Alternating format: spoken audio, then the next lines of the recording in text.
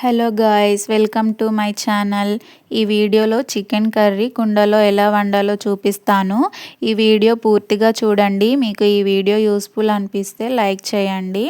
చికెన్ని 3-4 times wash చేసుకొని 2 table spoon salt, 3 table spoon curd, half నిమ్మకాయ రసం and 1 table spoon chicken masala. ఈ చికెన్ మసాలా ఇంట్లో చేసిందే. ఈ ఒక్క మసాలా చాలు కర్రీకి. దీంట్లోనే గరం మసాలా కూడా మిక్స్ అయి ఉంటుంది. ఇక్కడ అల్లం వెల్లుల్లి వేసే క్లిప్ మిస్ అయ్యింది.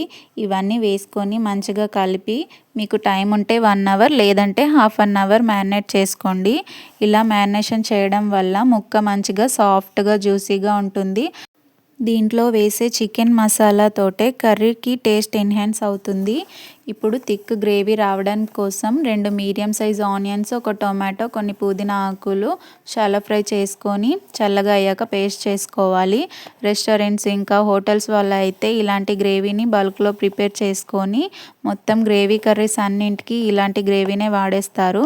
ఇప్పుడు అదే కుండలో ఇంకో 2 స్పూన్స్ ఆయిల్ పోసుకొని బిర్యానీ ఆకు ఇంకా స్టోన్ ఫ్లవర్ వేసి మనం ఇంతకుముందు మ్యారినేట్ చేసుకున్న చికెన్ని కూడా యాడ్ చేసుకొని ఒక హాఫ్ టేబుల్ స్పూన్ పసుపు కూడా వేసుకొని మొత్తం అంతా కలిసేలాగా మంచిగా మిక్స్ చేసుకోవాలి. చికెన్ని ఆయిల్లోనే 50% ఉడకనివ్వాలి.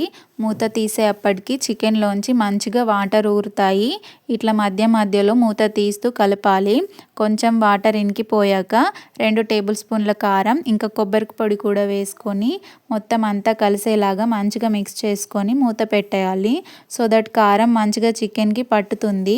ఇక్కడ ఏ కర్రీలో అయినా సరే కారం వేసాక వెంటనే వాటర్ పోయొద్దు. కారాన్ని కర్రీలో కొంచెం ఉడకనివ్వాలి. ఇప్పుడు కారం కూడా ఆయిల్లో మంచిగా ఉడికిపోయి ఉంటుంది. ఇప్పుడు మనం గ్రైండ్ చేసుకున్న గ్రేవీ పేస్ట్ని కూడా యాడ్ చేసుకొని మళ్ళీ మంచిగా మిక్స్ చేసుకొని మీ గ్రేవీ కన్సిస్టెన్సీని బట్టి వాటర్ పోసుకోండి. మూత పెట్టుకొని ఆయిల్ పైకి తేలేంత వరకు ఉడకనివ్వాలి.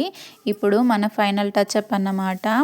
మళ్ళీ హాఫ్ టేబుల్ స్పూన్ చికెన్ మసాలాతో పాటు కసూరి మేతి ఇంకా the most secret 1 pinch shahi jeera powder and కొత్తిమీర వేసి సర్వ్ చేసుకుంటే మన స్పెషల్ కుండ చికెన్ రెడీ.